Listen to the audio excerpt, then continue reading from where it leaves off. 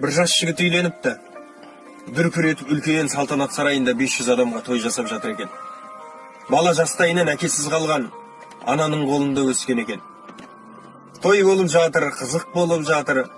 Жаңағы ақ жаулықты ана келген қонақтардың көңілін табу үшін барлығымен билеп мәз-мейрам болып жүр екен.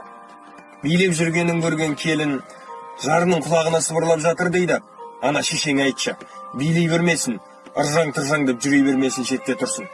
Позор қылды ғой деп.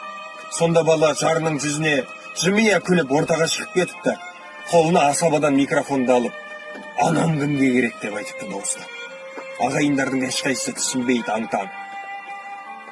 Тағы бір рет, анам кімге керек деп айтыпты. Ешқайсысы үндемейді.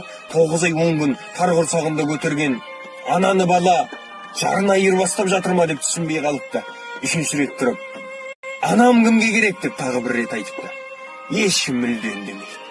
Сонда жаңағы жас жігіт жымия күліп қарап, анам маған керек, маған керек.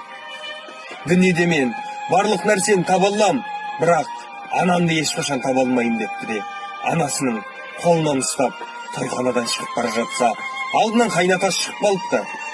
Ай, күйеу бала не болды депті.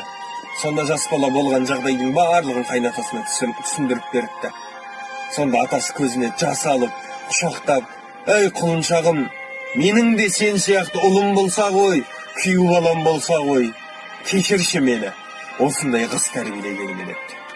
Дүниеде біз барлық нәрсені таба аламыз, бірақ ананы ешқашан таба алмаймыз. Ананың қадірін түсінейік. Ана жалғыз.